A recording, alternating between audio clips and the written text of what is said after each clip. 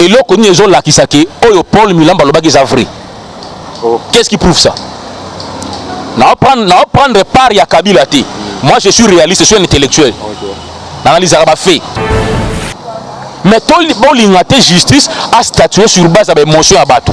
C'est ça le problème, c'est qui est dangereux en Ouana. Quand on a Kanisaka, soit Fundi Moutou, forcément Moutou a incriminé, c'est faux. Moutou a Fundi n'a moyen de la défense. Si on convaincre le juge avec des preuves qu'il a détenir, il y a la quitter. Mais si on a convaincre le manini, si on a Fundi Moutou, non, qui vous dit ça? Bisognon surtout qui a dossier il y a Chebea ils ont toujours tout mon qu'on va citer comme on a l'ignorance tue. Il faut que la justice fonctionne. Les juges n'est pas un magicien. Les juges statuent sur base de la preuve. Ils ont amené. Il y a une preuve que moni ngai na sala ki boui. Mouta repère sa preuve il y a bien et ça John Numbi. C'est ce que j'ai voulu. Ce n'est pas Paul Mulambe. Réfléchissons à les intellectuels. Toi, tu penses que Kabila, qui est chef de l'État, a repéré Mulambe est capitaine, a passé ordre à Salabou. Tu penses à ça vraiment? On doit réfléchir quand même. On peut auto-réfléchir. Tu sais, un chef de l'État a repéré au gradé. Il y a un autre mouton à mieux placé. Le col a comme John Numina Bengisaka Chebe na bureau na yé. C'est-à-dire qu'il fallait John Numina na preuve. C'est lui. Ce n'est pas Mouilamboué. C'est John Numbi. Dès lors qu'il s'est arrêté, il y a sa justice au moment qui est pour Nanini. Sauf à ceux qui ordrent pas Moutou Kinani. C'est mal que Moutou on a bakobé na yeko samba. C'est ça la vérité, c'est ça la procédure normale de la justice. Il y a un abissio, tout le monde a monde d'émotion à Congolais.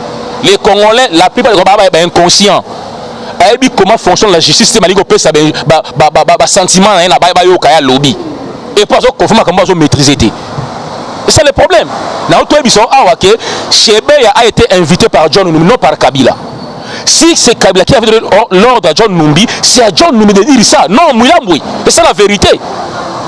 Voilà pourquoi on a dit sur Awake, ce jour où John Numbi, il y a une version de fait. Pourquoi tu avais tué Chebea? J'ai reçu de l'ordre à tel. Bras droit, il y a John Numbi, Samba. Kenga Kenga. Parce qu'il avait reçu des ordres et pas John Numbi. Comment tu as Samba? Kenga Kenga. Bakate les peines de mort.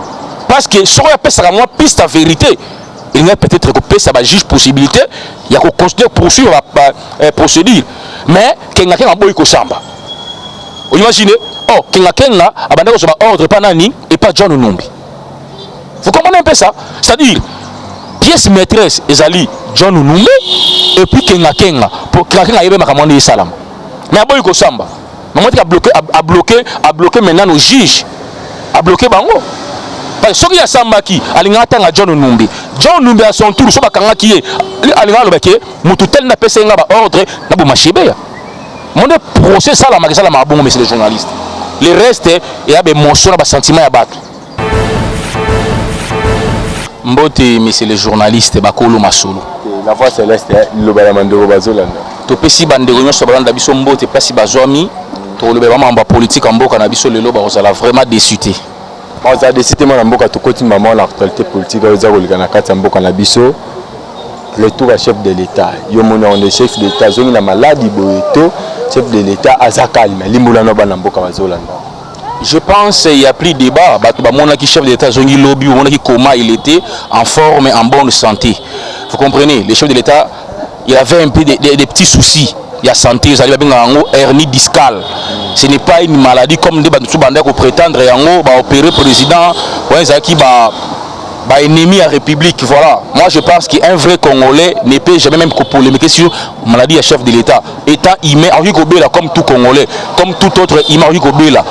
Alors pourquoi est ça le débat? Pourquoi est ça la tollée à niveau il y a des réseaux sociaux? Voilà comment les Congolais sont des inconscients. La plupart sont des inconscients. Vous comprenez? Vous polémiquer sur la maladie à Montou. Vraiment, qui ont un peu trop bas. Il y a des ennemis à la République. La plupart à ce ne sont pas des Congolais. J'ai compris. Parce que on n'a pas insinué ni nakati wana mito ba Congolais. Dire que le président est opéré, le président Koufi, Allez-y comprendre niveau de méchanceté à certains Congolais. Hein? On peut être des adversaires politiques, mais pas jusqu'à souhaiter la mort de quelqu'un. Allez-y comprendre, jusque-là j'ai été vraiment très déçu d'un comportement à certains Congolais et des politiciens congolais. Vous comprenez? Sur le plan politique, vous n'avez plus rien à démontrer au peuple congolais. Maintenant, Simba, Biloko Ezangati, la fertilité. Bon, polémiquer sur l'état de santé à chef de l'État. Malheureusement, nous avons confondre Bango. Le chef est rentré hier en bonne santé, en forme. Ils sont tout monier, tout vivre hier. En tout cas, Lelo Koutou Azo présidé conseil des ministres Lelo. Donc c'est ça un peu. Mais babaki ke mokonza mboka ki na basale opération à motema babaki fallait avoir repos babaki opération motema za entre la vie ou la mort mais ba moni mokonza mboka zongi en bonne santé mon ambo yango na hôtel ko yebisa ezalaki ba discours ya bato mo ba haineux ba détracteur ba méchant. Vous comprenez? Le chef n'a jamais subi une opération chirurgicale, c'est faux. Ba opérer chef de l'État na hôtel yebisa ezalaki hernie discale. Pas si dans le Congo, ils sont normal, comme tout être humain. Il y a un petit bobo, qui a la contrôle check-up, comme chaque mois, en tant que chef de l'État. Il reste, il est en bonne santé. Les gens doivent retenir qu'il est en bonne santé, à connaître l'opération Moroté, à zone en forme, à tambour, à live, dans des bonhommes. Donc il est en bonne santé. Mais est-ce que le bateau n'y a pas de mokonzambo ka kufi ba nyonso bolo ba mokonzambo ka seule opération na ke bongo ozonga suite ka net papa na et pourquoi balbaki maloba bongo suite na bango ya bato na pe ezani na auto ebisa ezali niveau de méchanceté moko le plus élevé. Vous comprenez? Et c'est la sorcellerie d'ailleurs. Et moi je pense que tous ces gens beaucoup fallait bosser chef de l'État. Le chef de l'État a une mission pour ce pays, donc jamais Dieu, notre Dieu, le Créateur, a pu permettre niveau de méchanceté à Bongo. Je pense que Bango Batouane Bakoufa, il bosse à chef de l'État, parce que lui, il a une mission pour ce pays. Donc nous avons gardé, nous prêté vie pour qu'il ait matérialiser vision pour le développement du Congo. Mokonzambo kazala reporter toi abandamment travail na. Mais faut un repos. Na otu ko ebisa awa moto ba opérer lelo azo présider conseil des ministres lelo vendredi. C'est pour votre information. Ce qui m'a sibisa qui intervention chirurgicale dans Moutema, je ne pense pas que présider réunion à conseil des ministres. Dès lors qu'on présider cela sous-entend qu'il est en bonne santé, en déplaise aux détracteurs et aux méchants. Parce que maintenant nous balancer qui bouzo ba na yo finga chef de l'État, o ba opérer bu fala kufa banal balancer ba ton banana na hôtel ko ebisa awa il y a certains politiciens bana mal ya positionnement. Moussala ba failli ba sala ya contrepoids baza incapable de sala yango parce que Félix a mis ça bango pe sur le plan politique. Mais ba ko s'accrocher na eza fertilité na ko toucher même aux ali santé à mutu, allez-y comprendre. Nous pouvons être adversaires politiques mais pas juste à souhaiter lié à mutu. Allez-y comprendre degré ni ya bassé c'est un politicien congolais. Allez-y comprendre quel niveau il y a bassé c'est un peuple congolais. Bon c'est pas une maladie à mutu. Supposons qu'il était malade, supposons qu'il avait subi une intervention chirurgicale. Et après, pour gagner, c'est la méchanceté de l'homme congolais. C'est la méchanceté tout simplement, moi je peux dire. Voilà maintenant Nzambi à confondre les détracteurs ou nyonso. Les lois qui ont réseaux sociaux depuis le lobby. Tout le qui va réseaux sociaux mon anité. Boulagi va opérer un bourri qui a pasteur soi-disant Élysée. À l'ouest partie de la Belgique, c'est à Sanakati il y a morgue. Un bourrique Élysée, soi-disant prophète, un bourrique à son âge. Vous comprenez? Mais c'est un bourrique. Quel serviteur à l'église? C'est un bourrique. Vous voyez, des bourriques comme les sobés, des bourriques comme les sobés. Il y a un moment, nous avons regardé pour la diaspora congolaise. Vous comprenez? Ce qui vraiment, en son temps, tu es que la diaspora va battre Maïli. Soit qui va à Libanda, à quoi la bisonde, oh, ezali, culture yamboka wana. Mais les diaspora Congo, c'est la Sony. Vous trouverez des pères de famille, un bourri qui le colle, bourri qui le colle, Esso, bourri qui le colle, Bokechu, bourri qui le colle, pasteur soi-disant prophète Élysée. Ça me fait comme ça. Ngana kenda na voyage na kenda libanda mboka na hôtel ba congolais mususu ne bazolanda batu wana na okamwa. Nazo kamwa. C'est que le peuple congolais a ma peuple moko la plupart ba bourrique. Des soi-disant diaspora. La plupart sont des bourriques. Je le confirme dans la média. Parce qu'il y a des Esso, Bokechu, prophète Élysée. Il faut être bourrique. Il faut être bourrique. Les gens qui n'ont aucune notion, les gens qui n'ont même pas étudié un Bokechu, né diaspora na Bokechu. Mais il faut être malade. Allez-y comprendre la diaspora congolaise. Bon, c'est la sonia ba diaspora nyonso. Pendant que ailleurs, diaspora na bango, bazoya kotonga mboka na bango. Oh, bazui libanda, mayele, baena kotonga mboka na bango. Mais pas na biso, et ça inde buzoba, ba futilité. Oh, bah la biso. Soit disant diaspora congolaise. C'est la honte. C'est la honte. Ok, moi, je suis un petit à petit, tout le monde arrive à chef de l'État. Dès qu'il y a Mokonzamboka, Kotinda, à côté, à côté, ça va loi, qui nous vérifie, il François Béa, il y a Jean-Marc Kabou, il tourne les numéros, Limona Banamboka. Parce que tout le monde Mokonzamboka est un méchant case. Président Kotinda, il y a Jean-Marc Kabou, il y a François Béa, Bihona Bango, pour un motif nini. Oui, ce n'est qu'au Congo. Toujours confondre démocratie et libertinage. Il n'y a qu'au Congo ici. Ailleurs, quand vous service à renseignement, et c'est la banquette, même les médias et le il n'y a qu'au Congo. Tu trouveras un soi-disant journaliste, un soi-disant activiste des droits de l'homme, à ce Saint-Jean, Marambo Itali, souveraineté même, il y a service à renseignement en Mboka. Basangani, nous, collectif de défense des droits de l'homme, toujours Sengara Aner. Quel courage! Bon, moi je comprends.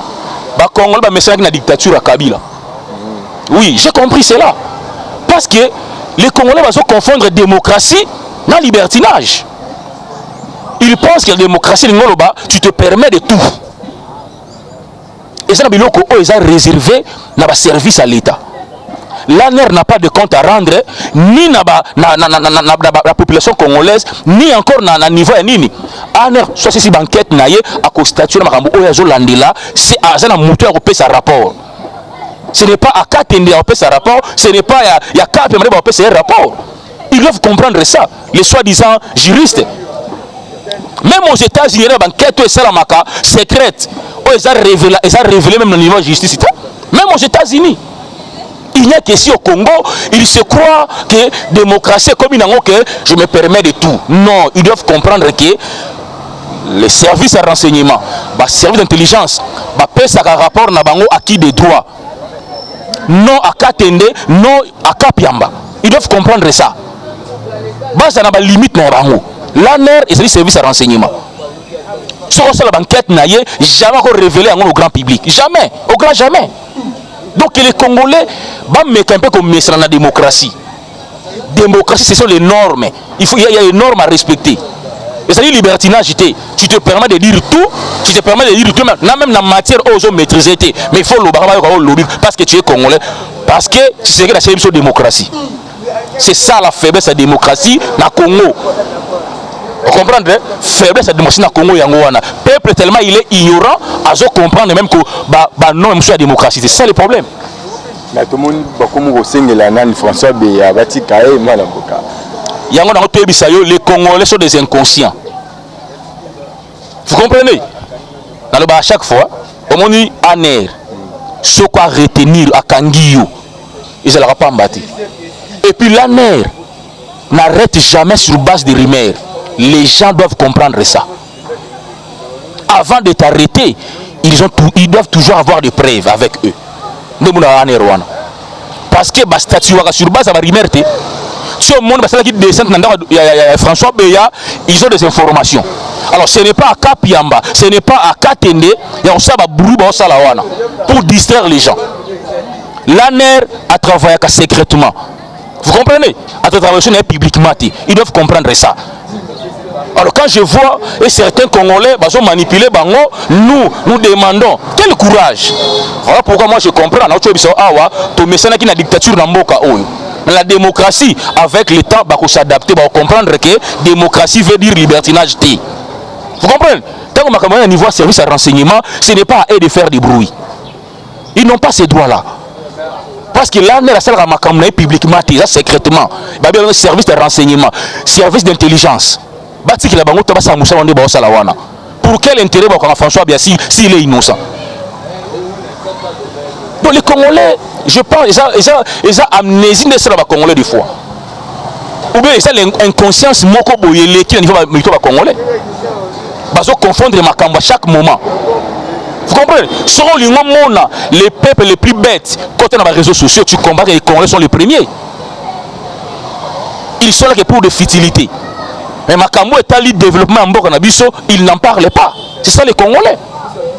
Donc moi je pense que c'est ça. Batika, service à renseignement et ça Moussa na yango, on sa rapport acquis des droits. On sa rapport ni na Katende, ni na Kapiamba. Actuellement, la mboka tout le monde qui jamais qui 2 semaines à des traitements, mais tout le monde 2 semaines il est qui éviter jamais que voyager na yaneza qui malibela to ozonga to éviter limbola na banamboka. Bon, personnellement, je ne saurais pas affirmer dans ce sens. Jean-Marc Kaboul, c'est un citoyen congolais. Il a ses droits d'aller se faire soigner à l'extérieur du pays. À Kenda qui va soigner, soit disant que Azana malaise mon niveau à genou. Bon, ce qui ba jour na yo ba pesa qui est l'équipe, peut-être ba médecin na yo ba garder encore là-bas. Mais je ne serais pas à mon niveau dire que non, à Kimi ou concernant total là, évolution makamde ko salama. Ce qui pas Kimi, pourquoi Kimi? Ce qui pas Roya, à Ozonga, il est le bienvenu dans son pays. Actuellement, na mboka tout le monde maman Olive a utaki ko lancer à 2023 ba pesa Kabila chance. Débité Kabila na 2023 Ozonga, tondengeni limbo na ba na mboka bazolanda. Bon, il est permis à tout le monde de rêver. Comme cette dame-là continue à rêver encore, mais elle est libre de rêver. Kabila, même sur le plan constitutionnel, alors qu'il jamais causé un sous-président à Congo. Donc c'est d'ailleurs un faux débat. Voilà pourquoi je vous ai dit, beaucoup de Congolais sont amnésiques. Même dans le stade Ouana. Vous comprenez? Yebisangai, Bakopé, sa Kabila chance. Il y a Nini, il a fait 18 ans dans le pays. Nini, oh, il y a Salah Kita Rosala après mandat. Il avait tout le temps, il y a un bon Samboka, a eu pouvoir à l'âge de 29 ans. Vous comprenez? Sauf que vraiment il avait la vision pour ce pays. Niveau haut. Si ce pays est souffrir dans le moment où, c'est à cause de la gestion de Mobali et Kabila. Vous comprenez? C'est à cause de la gestion de Mobali et Kabila. Ils ont détruit ce pays pendant 18 ans. Et aujourd'hui, elle prend le courage, il y a non, pour son bel dans la chance. Allez-y comprendre. Allez-y comprendre. À moins que des Congolais, c'est là-bas naïf. Vous comprenez? À moins que c'est là-bas naïf. Nini au Kabila ko ça na 5 ans ba ça y est na 18 ans ça qui a ngoté. Moi je pense que c'est un faux débat. Comme je l'ai dit sur le débit il est permis à tout le monde de rêver. Comme cette dame continue à rêver, à continuer à rêver. Mais ailleurs que Mobile n'a sous président à Congo, c'est fini pour lui. Bon bah ça d'ailleurs qu'on dit mais que Joseph Kabila en 2023 ça. Na uti ko bisayo que ba déclaration maman on a sali ça n'engage que elle et n'a pas inconscient parce que na stade banda ko yoka parce que Mobile n'est place à dit que non je ne serai plus président à Congo. Yebisanga na souvenir ni Congo a voté Kabila comme président à Congo. Na bilan nini à 18 ans au Congo là on peut ses chances à diriger bango en 2023. À moins que tous là mouton comme je l'ai dit. À moins que tous là zoba. Mouton diriger moko à 18 ans. Atiki biso ba maléré. Allez yo telemi que bo peut ses chances à moins que tous là zoba na Congo. Moi je pense que à l'obagi pas se préciser mon ronaye hein. Moi devant foule bato musu ba na maîtrisité. Il y a un appel ça là qui va bêtise l'obaki wana. Mais dire que son mari azonga na Congo ezali ndoto, elle rêve debout. Vous comprenez? Et c'est quoi ça moko impossible. Et ça là jamais na mboka. Et ça là jamais na mboka toujours que toujours petit à petit pas que notre na mission na biso na mboka. Entrée parlementaire to moni et wuti ko zonga le 15 mars loi nini o ba député ba ena o ba obanda na limbola no ba na mboka. Bon, je ne saurais pas vraiment citer la loi, on n'a pas la maîtrise mais je sais que tout côté na phase moko oyo la loi est belée et ils ont voté surtout la modification à la loi électorale surtout. Ils ont la session oyo mais ils ont souhaité bâtir la bisopé loi à Noël Chani. C'est la meilleure des lois. Mais loi na boya ki yango. Te ba boya yango te. Na moment où déjà Tshisekedi en tant qu'individu a un sentiment na épée. Vous comprenez? Tshisekedi en tant qu'individu, il a aussi ses sentiments, il avait parlé en tant qu'individu. Je comprends. Mais ce n'est pas à Tshisekedi de voter des lois, c'est aux députés de voter des lois pour le pays. Hein? C'est bon ça la part des choses. quand les députés, nos élus décident que tu verrouiller fonction chef de l'État, ce n'est pas au chef de l'État à priver bango bassa la moussana comme il se doit. Vous comprenez? Moi je pense que tout Congolais a besoin de loi wana pour mettre un peu aussi ce désordre wana au sommet de l'État. Nous avons connu beaucoup de gens qui ont dirigé ces pays, ils douteuses, détruire Moka. Alors, ça va sous chance cette fois-ci. Voilà pourquoi nous devons interpeller nos députés, nos élus consciencieux, mettre un peu loi na mesa, traiter pour verrouiller la fonction de chef de l'État. Pour éviter d'infiltrer dans tout Mboka Nabiso. Moi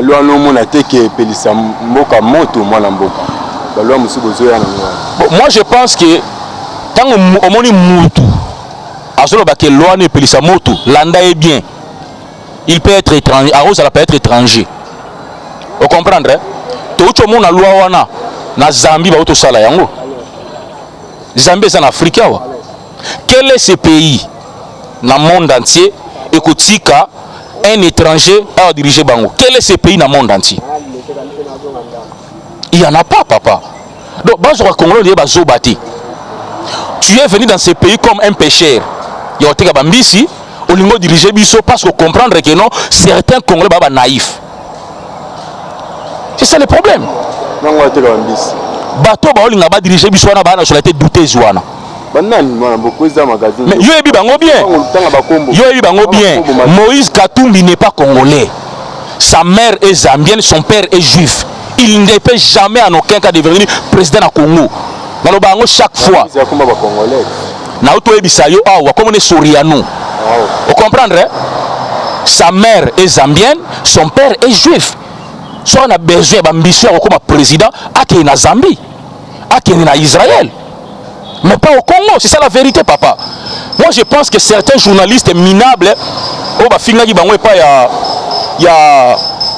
il y a président, il y a sénateur Yakala, Alexis Tamboué Mwamba, il avait aussi raison. Parce que détruire Mboka, toujours des Congolais inconscients, à cause d'argent. Nous allons à Liboumou, allez, Pessie Mbongo, allez, défendre l'indéfendable. C'est ça le problème. Les soi-disant journalistes. Et tous ces politiciens congolais vont soutenir bêtises wana. Tala bango bien. La plupart na bango, bon, permettez-moi na babisu à la télévision. Mais moi je te dis, cette loi pour na biso ba congolais. Tu as besoin de loi na et les cas pour na ko verrouiller fonction chef de l'État. Tolingi sous désordre eux qui na mboka na biso te, un étranger outil de gauche, outil de droite a ko diriger biso. Nous disons non. Nous disons non. Cette fois-ci, biso ba congolais to boye loko wana. Alors, certains congolais encore naïfs. Certains Congolais, encore lèche-bot à l'étranger, en déplaise à eux. Les Congos ne leur appartiennent pas. Et puis c'est tout le coup, les Kamoutosa Mounini et le Kwazati. Et les vrais Congolais, nous sommes là pour défendre cette loi.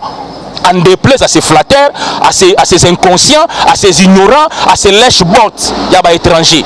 Nous, vrais Congolais que nous sommes, pour défendre la loi, il faut les cas. Toboyi ba étranger na tête au sommet. Il y a tête Mboka na biso. On so bosa na pour l'élection en 2023 à la tête Tondengeni. Cette question ils ont mérité réponse il y a Kadima. C'est lui qui est le patron à Seni. Mais biso na ngambo na biso IDPS, toza prête l'IDPS pour affronter l'élection 2023. Et puis en face de nous, toi na challenger RT. Oh, nous sommes à Maliboso IDPS, on va l'écraser. J'ai dit bien, nous sommes c'est une élection en 2023. Na bandeli siko ebisayo, bisom to organisera l'élection à IDPS cité. Aucun parti politique ne peut organiser les élections. C'est ça. Ils ont relevé la compétence, il y a CENI. Il y a un autre au Kadima, sur Biso, élection lobby. En tout cas, tout se préparer déjà à ordre utile pour nous affronter Moutounion sur Liboso Félix. Et puis, il s'est là broyé. Parce qu'en face de lui, il n'y a aucun opposant. Il n'y a que des troubadours. Mais il n'y a pas d'opposants. Le terrain est là, on a opposition. Terrain en haut, on a opposition. Bamsou,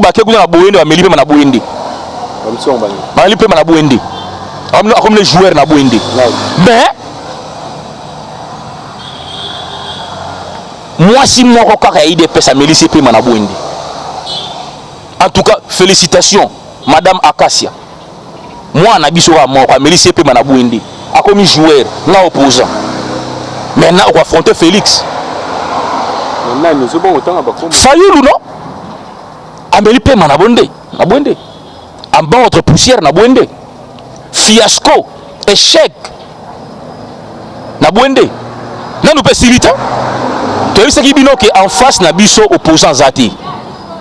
Il n'y a pas d'opposant. L'IDPS a joué des rôles wana.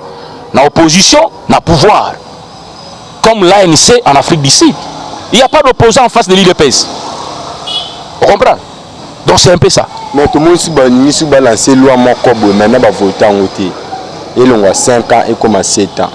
Loi on a mon amboka mon on de les cartons de ni mon na banambo. C'est le peuple congolais pas c'est pela nango tonde. Pour nabiso peuple congolais, to vota ba eli. To lega pouvoir nabiso na ba eli nabiso. Si nos élus estiment que cette loi est ali bien pour notre pays, nous ne pouvons que nous incliner. C'est ça. Ton mandat bango baloba pour nabiso. Alors si nos élus ba ko laksa biso les bien fondés à loi wana. Mandé longwa de 5 ans à 7 ans, tout le monde qui est allé malamu pour n'amboka nabiso, to ko acclamer yango to lisa bango ba voter yango leka pour intérêt ya mboka. To lingi de la loi oyo eza taillé sur mesure te. To lingi ba loi oyo ezali pour intérêt communautaire, intérêt moko général ya mboka. Ba lobso to lingi yango wana. To boyi ba loi oyo e ben ko favoriser ki ngani comme l'ancien régime, l'ancien régime non. Ceux qui l'ont les alliés malins pour le peuple congolais, pour pas voter pour nous, ils ont problème. Bosali makambo le canal régime à Kalaté. Comme quoi 5 ans. Na auto biso monde des yeux évolué. Ba contexte est les mêmes ti. Vous comprenez? Ba contexte est yango mokoti.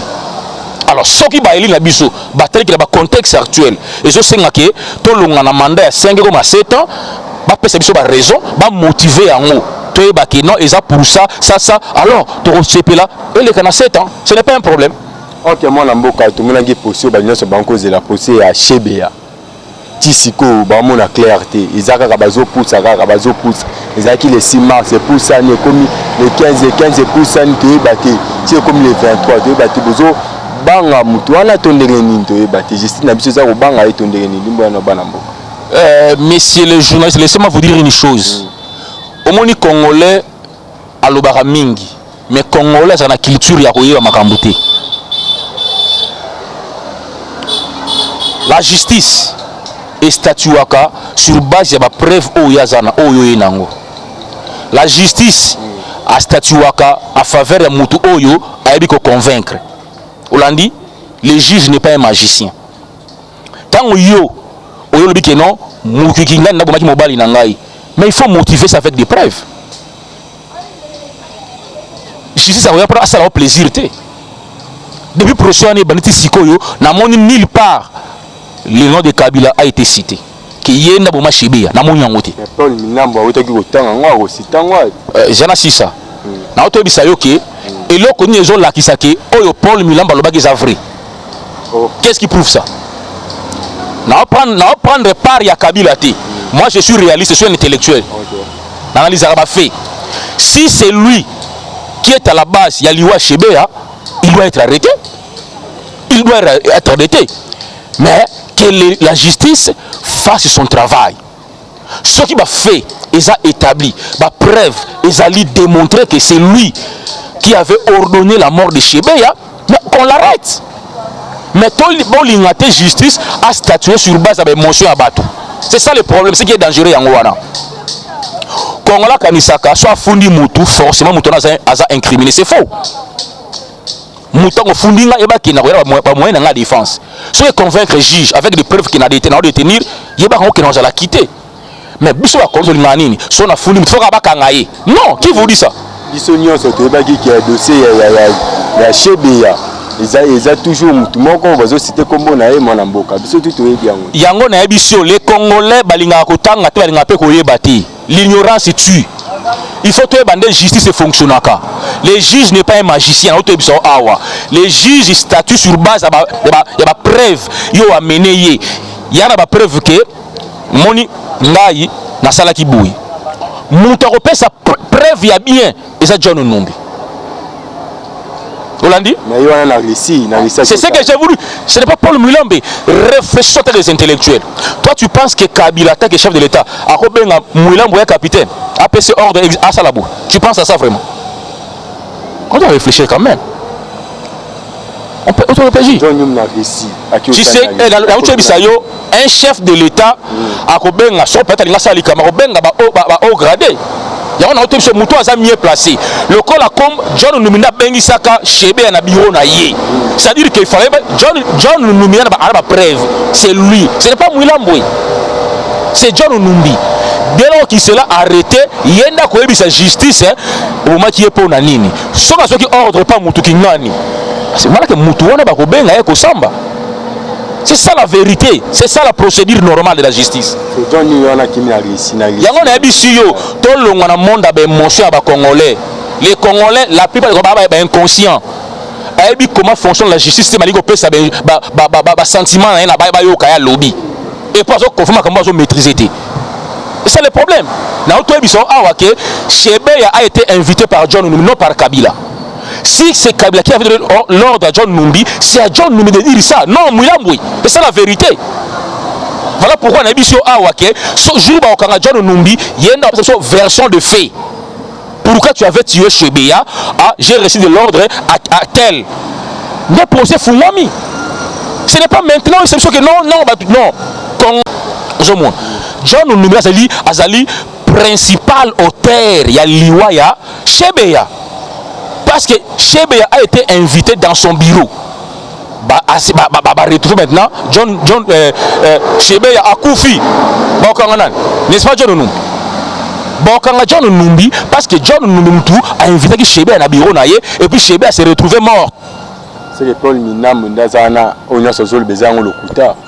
Bon, Naina me réfléchir un peu. Natawana Moulam Bazaki na Gradini. Natawana.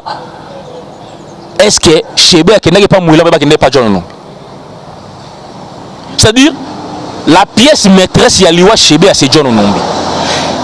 Et encore c'est la question qui va ordre l'icolo. Il y a un autre qui va ordre l'icolo à exécuter Chebea. Il y a un moment une vérité qui est éclatée. Mon John numéro téléman à la barre, bandi ko sambi ça y est. Il y a un autre qui va ordre pas mon Kingani, ma Chebea. C'est ça le procès. Et puis c'est ça la procédure normale John. Mais c'est les journalistes qui ont sauté. Mais dire subitement comme dire, mon tout tel national qui va ordre, je ne saurais pas le dire, je suis intellectuel.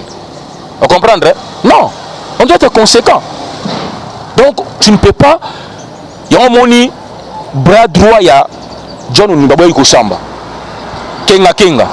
Parce qu'il avait reçu des ordres et pas John Numbi. Comment tu as Kosamba? Kenga. Bakate les peines de mort. Parce que si on appelle ça moi piste à vérité. Il y a peut-être que ça va juge possibilité, il y a qu'on considère poursuivre la procédure. Mais Kenga a boy Kosamba. Vous imaginez? Oh, Kenga a bandé un ordre pas Nani et pas John Numbi. Vous comprenez un peu ça? C'est-à-dire, pièce maîtresse, Ezali, John Numbi, et puis Kenga. Pour Kenga a eu un salam. Mais a boy Kosamba. Maman a bloqué maintenant nos juges. A bloqué Bango. Ce qui a Sambaki, Alingata à John Numbi. John Numbi à son tour, ce qui est Alingata Lobeke, Moutoutel n'a pas essayé d'ordre, n'a pas marché. Mon procès, ça, la magasin, la bon, mais c'est les journalistes. Le reste, il y a des motions, des sentiments à battre. Ok, merci minimum à Mboka président Martial, comme la souka émission la biso. Le bano ya souka ezani pe numéro de téléphone, ba question sur na tunyote ba ko bengo pe batuna. Vraiment pour moi na roloba, ba Congolais ou ba lingaka président na bango. Les chauffeurs du peuple congolais à qui des retours depuis hier Namboka, Namboka na moni bouille en tout cas ça en forme. Sauf que ba ennemi à République, les méchants, ba qui va décider na destiné na ye malheureusement Nzamba confondre bango. Le président n'a jamais été opéré. Je dis et je persiste. Le président a ça qui opéré na cœur comme des détracteurs, comme des sorciers, des méchants, tamou sur les réseaux sociaux. Le président a ça qui m'a malaise en tant qu'humain c'est normal et puis il peut obéir là. Mais du reste, il est en forme. Azana Moka, Ana Mabele Nabiso, Lelo Koutou, Azo présidé Conseil des ministres. Pour vous dire que Aza en forme. Donc, en déplaise aux sorciers et aux méchants. Donc, du reste, Bana Moka, numéro 081, plus 243, 81, 52, 99, 123. Plus 243, 81, 52, 99, 123. C'est le président Marcel, il y a sénateur debout. Ok, merci Minto. Comme la souke émission la biso magazine Yoka Base, merci na Edge Kamanda za toujours na ma caméra ba toujours mitune za kayangai ba réponse ezalaka ya ba invité na ngato kutani biso na bino mbala ya sima. La justice fonctionne. Les juges n'est pas un magicien. Les juges statuent sur base de la preuve. Ils ont amené. Il y a une preuve que moni ngai na sala ki boui. Monta repère sa preuve il y a bien et ça John Numbi. Hollandi? C'est ce que j'ai voulu. Ce n'est pas Paul Mulambe. Réfléchis sur les intellectuels. Toi, tu penses que Kabila, qui est chef de l'État, a combien Mulambe est capitaine, APC ordre à Salabou. Tu penses à ça vraiment? On doit réfléchir quand même. On peut auto-réfléchir. Tu sais, un chef de l'État a combien au gradé. Il y a un autre moto à mieux placé. Le col a comme John Numina Bengisaka Chebe na bureau na yé. C'est-à-dire qu'il fallait John Numina na preuve. C'est lui. Ce n'est pas Mouilamboué. C'est John Numbi. Dès lors qu'il s'est arrêté, il y a sa justice au moment qui est pour Nanini. Sauf à ceux qui ordrent pas Moutou Kinani. C'est mal que Moutou on a bakobé na yeko samba. C'est ça la vérité, c'est ça la procédure normale de la justice. Il y a un abissio, tout le monde a monde d'émotion à Congolais. Les Congolais, la plupart des Congolais sont inconscients. Et comment fonctionne la justice, c'est que ça sentiment à lobby. Et pas ça confirme comment ils maîtriser. C'est le problème. Dans le Chebeya a été invité par John Numbi, non par Kabila. Si c'est Kabila qui avait donné l'ordre à John Numbi, c'est à John Numbi de dire ça. Non, Mouilamboué. Et c'est la vérité. Voilà pourquoi on a dit ce jour où John Numbi, il y a une version de fait. Pourquoi tu avais tué Chebeya? J'ai reçu de l'ordre à tel. Le procès Foumami. Ce n'est pas maintenant, c'est sûr que non.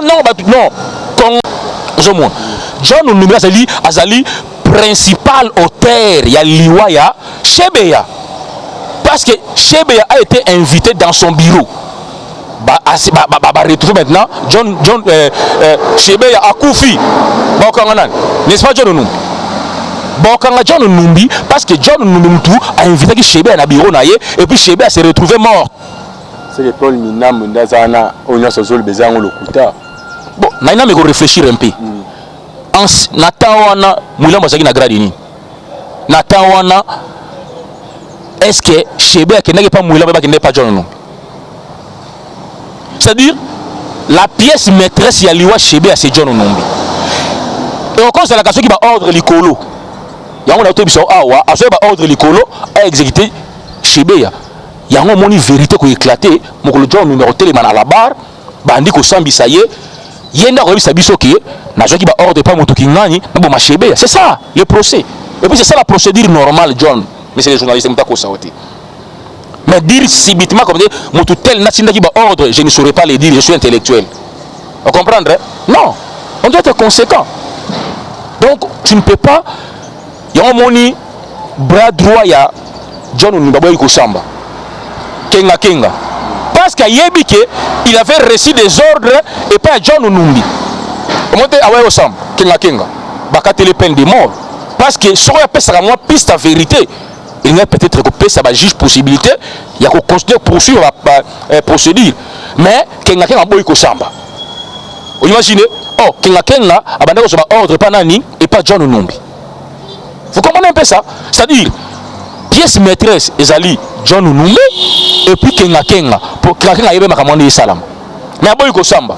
Mais moi, a bloqué maintenant nos juges. A bloqué Bango. Parce que si il y a Sambaki, il y a John Numbi. John Numbi à son tour, il y a qui est. Il y a tel n'a pas ordre, il y a Chebeya. Mon procès, ça, la magasin, monsieur le journaliste. Le reste, il y a des émotions, des sentiments à battre. Ok, merci minimum na mboka président Martial ya to comme na suka émission na biso le bano ya suka ezani pe numéro de téléphone ba question musu na tuni yote ba ko bengo pe ba tuna yo.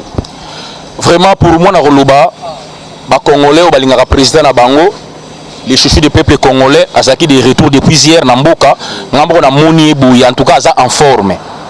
Sauf que ba ennemi à république les méchants balingaki ba décider na destiné na ye malheureusement nzamba confondre bango. Le président n'a jamais été opéré, je dis et je persiste. Le président a salaki opéré na cœur comme des détracteurs, comme des sorciers, des méchants, tamoussa on a des réseaux sociaux. Le président a salaki malaise en tant qu'humain c'est normal et puis il peut obéir là. Mais du reste, il est en forme, Azana Moka, Anamabele Nabiso, Lelo Koutou, Azo présidé Conseil des ministres, pour vous dire que Aza en forme. Donc, en déplaise aux sorciers et aux méchants. Donc, du reste, Banamboka numéro 081 plus 243 81 52 99 123 plus 243 81 52 99 123. C'est le président Marcel, il y a sénateur debout. Ok, merci Minto comme na suka émission na biso magazine Yoka Base. Merci na Edge Kamanda za toujours na ma caméra ba toujours mitune zaka yangai ba réponse ezalaka ya ba invité na ngato kutani biso na bino mbala ya sima.